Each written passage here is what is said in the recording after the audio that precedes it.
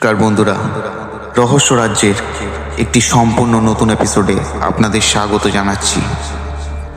গত এপিসোডে আপনারা শুনেছিলেন একটি সত্যি ঘটে যাওয়া ভৌতিক ঘটনা, যা আমাদের সাথে আমাদের ব্যারাকপুর থেকে শেয়ার করেছিলেন আমাদেরই দর্শকগণ, এবং তাকে ওই ভিডিওটার জন্য আরেকবার ধন্যবাদ জানাই।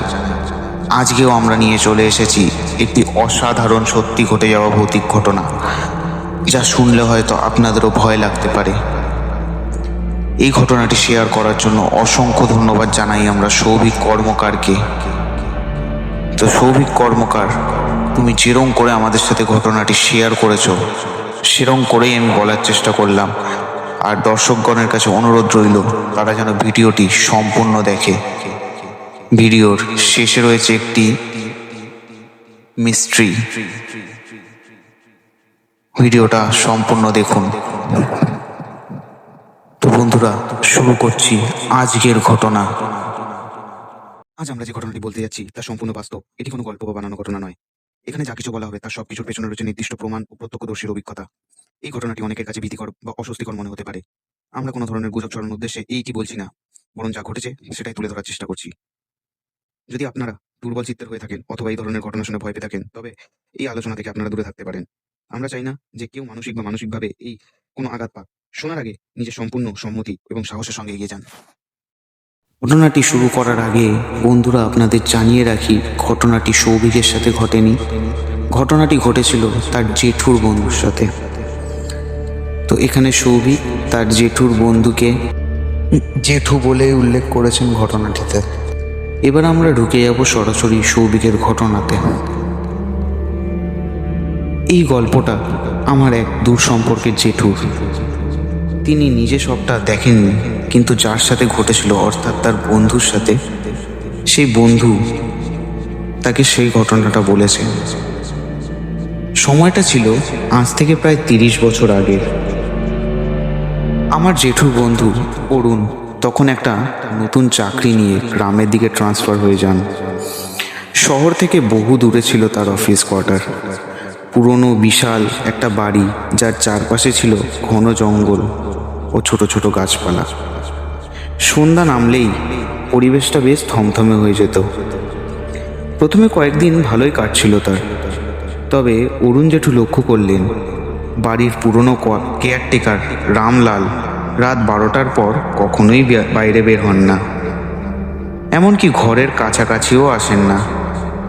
তাকে একদিন জিজ্ঞেস করলাম যে এরকমটা কেন।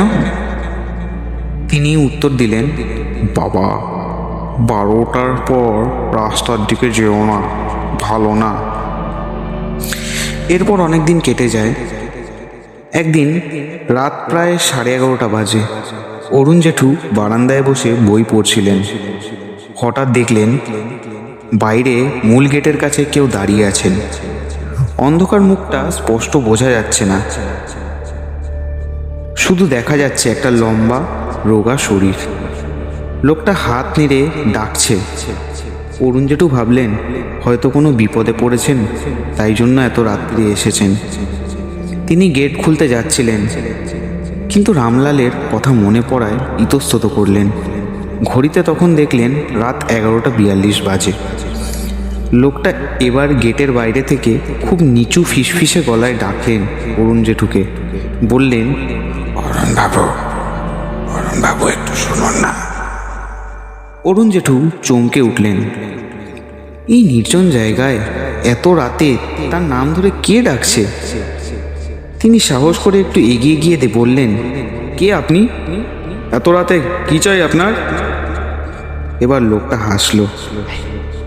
হাসিটা অদ্ভুত ছিল, কিন্তু ভয়ঙ্কর। অন্ধকারে অরুণ জেঠু দেখতে পেলেন লোকটার চোখের জায়গায় যেন দুটো জ্বলন্ত ভাটা। লোকটা ফিসফিস করে বলল, আমি আপনার নতুন প্রতিবেশী। এখানে এলাম থাকতে, ভেতরে আসতে দেবেন না? হাসির আওয়াজটা চারদিকে জুড়ে গেল। অরুণ জেঠু বুঝে গেলেন এ মানুষ নয়। শরীরটা মুহূর্তে ঠান্ডা বরফের মতো হয়ে গেল। তিনি একটাও শব্দও করতে পারলেন না। শুধু বারান্দায় রেলিংটা শক্ত করে ধরে দাঁড়িয়ে রইলেন। ঠিক সেই মুহূর্তে ঘড়িতে ঢং ঢং করে 12টা বাজলো। সঙ্গে সঙ্গে লোকটার আকৃতি বদলে যেতে শুরু করলো। সেটা আরো লম্বা, আরো রোগা হয়ে গেল। তার মাথাটা অস্বাভাবিকভাবে কাত হয়ে গেল, আর তার শরীর থেকে যেন পচা ভিজে মাটির গন্ধ ভেসে আসলো। এবার সে হাত দুটো গেটের ফাঁক দিয়ে ভেতরের দিকে বাড়িয়ে দিল।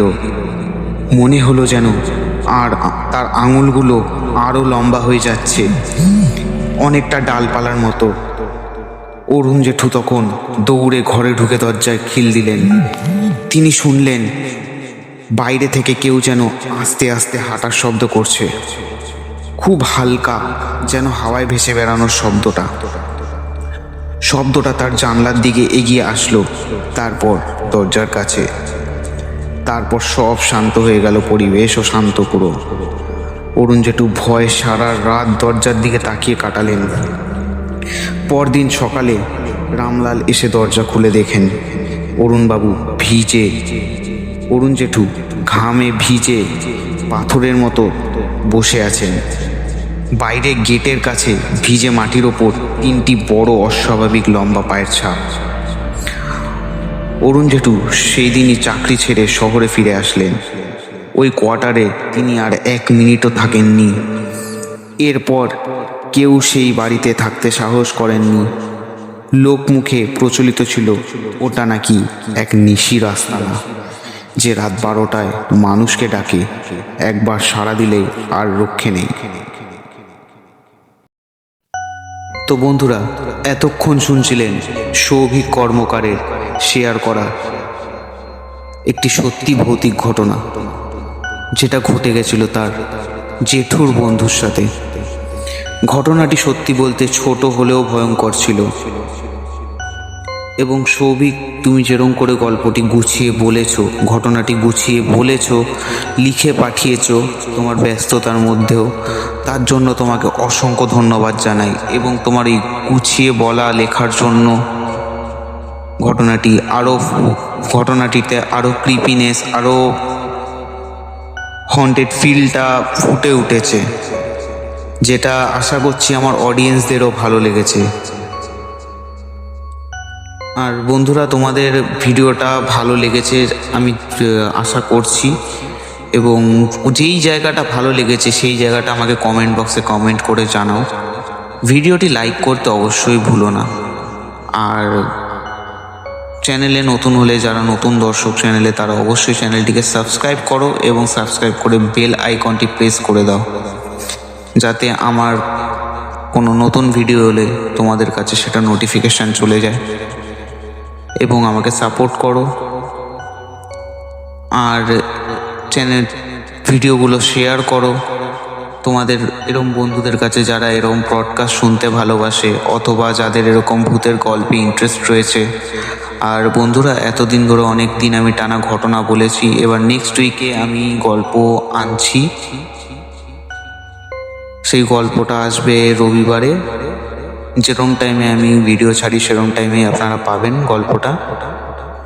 আর গত এপিসোডে আমার একটু শরীর খারাপ ছিল, ওই জন্য জিয়া দাসের ভয়েসে আপনারা ব্রডকাস্টটা শুনতে পেরেছিলেন, ঘটনাটা শুনতে পেরেছিলেন, এবং সেটিতে খুব ভালো রেসপন্স এসেছিল। তো তার জন্য অসংখ্য ধন্যবাদ জানাই বন্ধুরা, আপনাদের আবারও ধন্যবাদ জানাই। আর আমার ভয়েসটাও আশা করছি ভালোই লাগবে। আমি আবার আজকে আবার আমার ভয়েসে শুনতে পারবেন আপনারা পারলেন ঘটনাটি।